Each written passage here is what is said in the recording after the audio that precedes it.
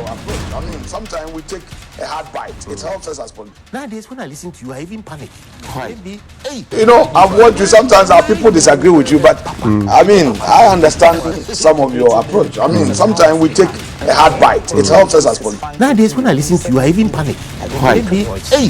Why do you panic? The way you, Papa, you know, Papa. Bismillahirrahmanirrahim. Alhamdulillah Rabbil Alameen. Hasbunallah wa ni'mal wakil. The Lord is my light and my salvation. Whom shall I fear? And yea, though I walk through the valley of the shadow of death, I will fear no evil, for you art with me.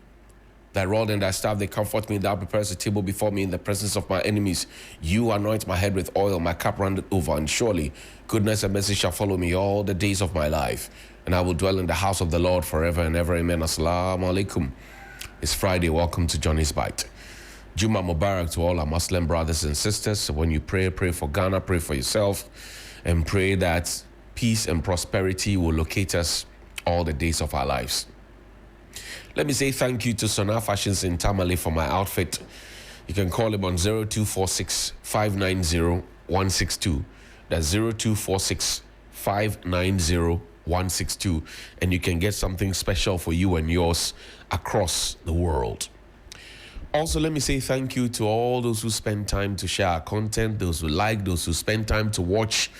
And I get attacked, for want of a better expression, literally every day. Someone say, hey, you made me late for work. You made me late for work. Well, that's not my intention to make you late for work. The intention is to awaken all of us to start asking questions, to start seeing what is right and what is wrong, to stop normalizing and institutionalizing what is wrong and what is drawing us back as a country, and to begin asking questions no matter whose ask is God, and to make sure that we're getting the public good delivered to us. That is the whole concept of Johnny's Bite. Nothing more, nothing less. We want to empower you to ask questions. We want to give you information that you do not have, which will then give you your own view, your own national view or world view of how things should be. And then based on that, you can start asking your questions. It is important that we do. Now, sometime earlier this week, I told you about the fact that the Catholic Church was going to a conclave to get a new pope elected. I am happy to announce to you that the church, Habemus Papa, the church has a pope. There's a pope in the house, and he is Pope Leo XIV, the youngest since 1978, the first South American pope, a sports enthusiast who has promised to follow through with Pope Francis's legacy, and he is the new pope all across the world. Thank you for all who spent time to pray for all of us and with all of us. Thank you so much indeed. Very, very grateful that you could join the church in prayer, and now we have a new pope, and we are grateful that you could join us. Also today, the Anglican Diocese of Accra, right? They're wrapping up the 25th Synod, the first session of the 25th Synod. It's been eventful, it's been very insightful, and all the discussions are happening today. It's wrapping up at St. Joseph the Work Anglican Church, Kanishi. The Lord Bishop will be there, and you have to be there as well if you're a delegate and you have not been present at all, or you have been present but not punctual. Be present and punctual today as the Synod wraps up this morning. Now, this morning, I want to talk to you about something that I experienced yesterday. And the two things I experienced, one I have spoken to you about before, the other I have not spoken to you about before, right? I want us to go to the Osu area again. And yesterday, I got a couple of calls. Apparently, people had seen it. And I say the whole concept of Johnny's Bite is to empower you. When you see it, say it and see it sorted. That's where we went to steal. If you see something, say something. As for the sorted part, we left it. But when you see it, say it and see it sorted. Right? If you see wrong, see it, say it, and see it sorted. This roadblock,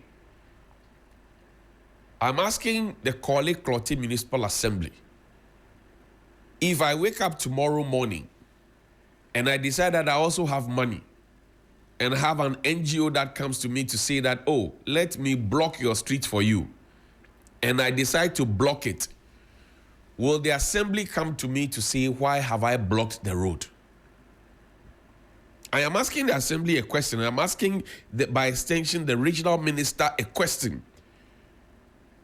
There are people's homes in between this blockade, this barricade that you have created. There are people's shops in between this barricade that you have created.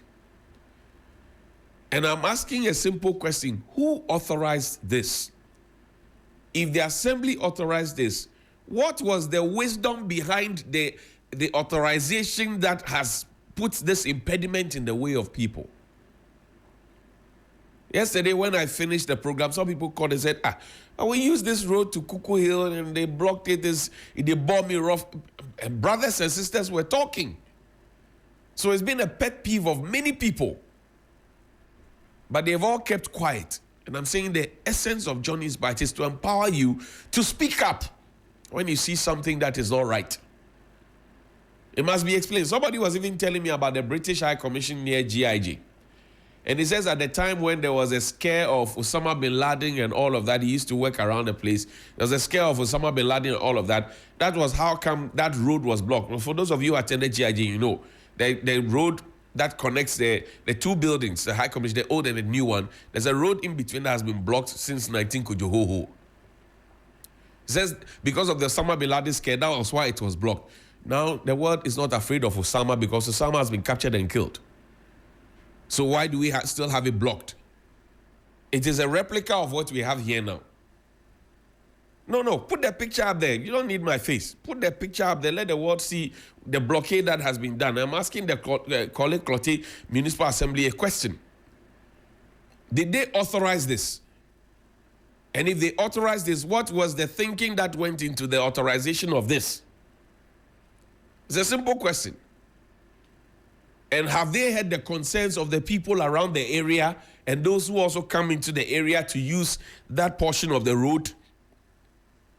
And has it made any sense to them?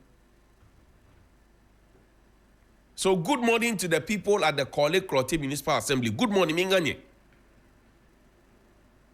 Minganye, I'm greeting you.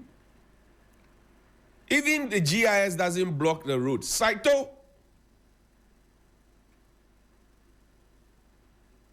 Now, bring me to the Ghana National Fire Service headquarters. Bring me to the Ghana National Fire Service headquarters. There's also a UN building next to it. No, it's in the folder. There's a UN building next to it. They have also done the same thing. They've blocked the pavement. And somebody said, oh, they have not blocked the pavement. They've blocked it because they put a gate, a small gate like this one, a miniature of what I just showed you at Osu, a miniature of it in the middle of the pavement. A miniature of it in the middle of the pavement. And you ask yourself, why? So the pedestrians now have to use the road, the main road. They have to walk on the road, not facing traffic, but with the traffic coming from behind them. This is it. In the heart of Accra. It's police headquarters. I said the police have done a similar thing. But you can walk on the pavement that the police have. IGP Dampare did these barricades. He did it there. But you can walk on the pavement that the police has. So why can we not walk on this other pavement? Why? And when you get there, you have private security who will tell you you cannot use it. How? Can I get some clarity? Is the pavement or... Look, pause. They are packed. Look at how they are packed. The place has literally become more like a car park. It's literally become like a car park. I said the Ghana National Fire Service talks to us about safety. They don't talk about security. They say we always talk about security. When we are talking about security, we talk about the Ghana police and the army and the prisons. And we say they should provide them with logistics, blah, blah, blah. But when it comes to safety, we don't talk some for them. We don't advocate that they should also be getting fire tenders and things. what you have done here, endangering the people's lives, who will remain to speak up for you? What has been done here? You have put those things on the street, put chains in them, and blocked the pavement. What you have done there? What you have done there? What you have done there? What you have done there now? This one. Who will be alive to be able to advocate for you? And you know already on that stretch, you don't have a lot of pavements, right? So if you leave the Quaye runabout, is it the Dankwa Circle runabout, through Quaye, sometimes you literally be walking on the road. Now a pavement has been created and the people cannot walk on the sideway because somebody says, I am beautifying the frontage of my office, and because of that, people have to walk on the street. Does it make sense to you at all? I'm asking. Let's say I'm a foolish person. I'm asking, does it make sense to you? You are not a foolish person, but does it one make sense to you? You are not a foolish person, but does this one make sense to you? No, it's a simple question I'm asking. I'm not fighting you. So why have we not told the fire service and the UNDP that what you have done here is wrong? Why have we not gone to the people at, the Salem School to go and tell them that what you have done there is wrong? Why have we not gone to the Quaye Municipal Assembly to go and tell them that what you have done there is wrong? Why have we not done that? And why have they themselves not sat to think through to know that what they have done is wrong? Why? Chairman, take me to the Kwame Nkrumah Circle. And the Kwame Nkrumah Circle has become people's bedroom. Back in the day, you travel out, you see people, they squat, but as early as 4, 5 a.m., they get up, they roll up their beds, they go and find somewhere and hide it, and they go out there to hustle, as they say. These days, you drive through the Kwame Nkrumah Circle, and Shanefinting in the afternoon, you find people sleeping under the what do you call it? The bridge. Hot afternoon. They have one and a half size bed. And they are sleeping there. No, just flipping the pictures. They're just sleeping there. This was taking not at 5 a.m. This was taking in the afternoon. They're sleeping. And you know, the Nkrumah Circle connects to many different places. So if you are a tourist and you come into the country and you want to go to Kumasi, you want to go to Cape Coast, you want to go to Takrady, you want to go to Nzima, you want to go to the Volta region, you want to go to the north, wherever it is you want to go, you can connect through, get a bus from there, and there you go. And everybody is watching. And we are all comfortable. See, nothing is happening. Everybody is okay. Do we have an authority at all in this? This one, it falls within AMA and then, Quaye. The two of them will have to share. Because when the revenue comes, they collect the revenue. So they will have to share the blame. And they will have to share the responsibility. When did we get here that a place as beautiful as the Circle Dubai has been built and we have turned it into a bedroom for some people? Or we have looked on it, it's become a bedroom for some people. When did we become this? When did we become this? And I keep raising some of these things thinking that those who have been clothed with the authority and those who get paid actually to ensure that this doesn't happen will wake up and smell the coffee. But they don't wake up. Some of the times, they don't know that their colleagues in their offices, some of them connect with me. So I will begin next week by finding whose job it is at various assemblies. If I find a problem within a municipal assembly, or a district assembly, I will find the individual who has the authority, who collects salary at the end of the month to fix that problem. I will put their picture side by side with the problem. Problem this, picture that. So you can make the commentary in your office. problem this, picture that. And then the whole world will see that you are either incompetent or you are lazy or you are failing to do your work, so you have to be sacked. So another person will have to come in there and work. Oh, yes. You are either being lazy or you are being incompetent or you are just not committed to the work. And in that case, you have to go so somebody else comes. Chairman, take me to the law complex, the law house. And yesterday I visited the law house. What I'm going to say is from the very depth of my heart.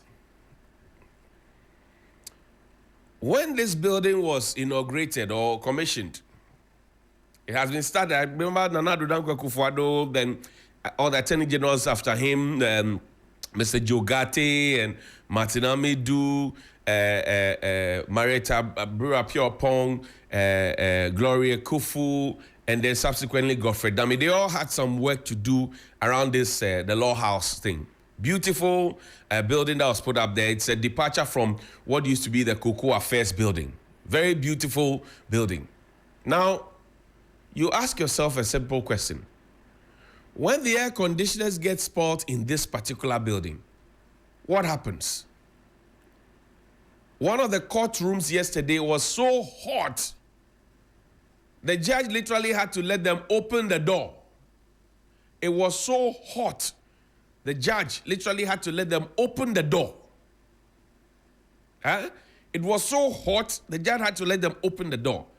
One thing that hit my mind was that, so the heat in this room, that will affect the work that the people in this room do, the beautiful people, intelligent people in this room do. The heat in this room, that will affect their health, has not come to the attention of those who are supposed to be managing this facility to know that there's a problem there. It's a very simple question. Because if the room is hot, naturally nobody would want to be in that room. And then you find that some of the rooms, they have air conditioners. In fact, while we're descending from the third floor or so, the first eatery we saw, the restroom for lawyers, the resting area, eating area for the lawyers, and if you come to court and you're a client, you want to go and eat there as well. It had an air conditioner. It was cool. It was fully nyanya. Then we descended to the next floor, the second floor, and the replica of the eating room had no, the replica of the eating room had no air condition. So I asked the question, do we think about the judges who work in here? Do we think about the lawyers who work in here? Do we think about the clerks who work in here? Do we think about the recorders who work in here? Because yesterday, the courtroom that I visited, it was hot. The judge had to make them open the door. So GBA should be of concern to you. When you go to your bar conference, you practice in this on a daily basis. Some of us, we just visit the place, but you practice in it on a daily basis. Some of the rooms, some of the courts have air conditioners, some don't. And then I looked up into the ceiling and I said, but there are vents here, which means that there's a central cooling system. So what happens? If it breaks down, is that it? And then I noticed another thing, that in that particular court where I was, there was no microphone, there was no public address system. So you would have to literally strain your ear to hear the judge, or the judge would have to speak up and literally scream so you could be heard. And then also the challenge of a certain audiovisual, output system, a visual display unit that could use, if somebody had, for example, a pen drive or whatever it is, that they wanted something played for them in the court, you couldn't find it. What I found very troubling was that you enter the place and the particular room is hot. The judge is wearing black with his gown. The lawyers are wearing black with their gown. They are wearing their wig and they are sitting in the heat. And when this was opened, I remember I visited the place. So cold and so cozy. So what happened to the management? What happened to it? Does it concern the Bar Association, for example? Are they concerned about it? It's a very simple question I'm asking, because they practice that on a daily basis. Can we look at the conditions of service relative to this? You can't be in the heat. If you are in the heat, you'll be uncomfortable. If you're uncomfortable, it has an effect on your health. If your health deteriorates, how do you then serve to the best of your capacity? It's a simple question. I have just gone to see it. I have come to see it. See it, say it, and see it sorted. Those who have ears to hear and those who manage this, let them hear and sort it. We're wrapping up. A very final one, please. Professor Aaron Michael Quaye has been speaking.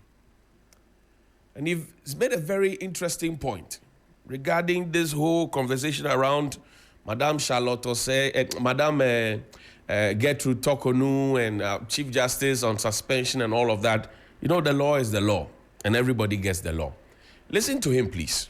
Productivity and hello. So therefore, let me just finish this.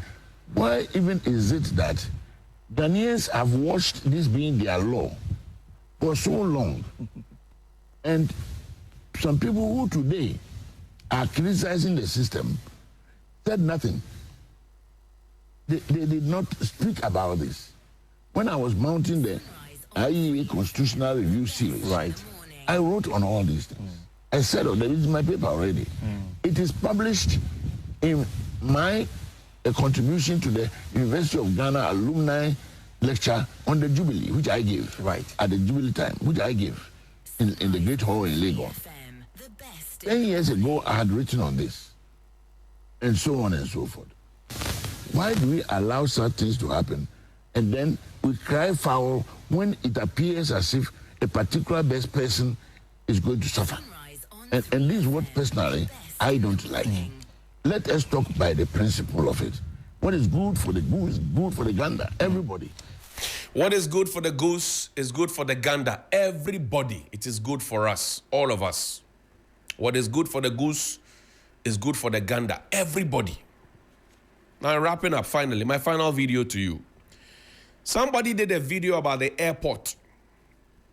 And when you go to Accra International Airport and you park your vehicle, you would have to go and get a ticket. I think it's 10 cedis or so. Now, check out the queue that you have to go through. People are asking that, oh, the leadership at the airport should be changed out. This is not my video, it's somebody's video. Watch. Park, yebetia, check queue. What they are share you can say. Car park, yebetia, check queue. It is already 1 hour, has say. Queue no kwa besa mo di another an hour. Aden Ghana, Aden she queue no to pay for your car. When we no picking up and we na o kono. This is the queue. I will be cha.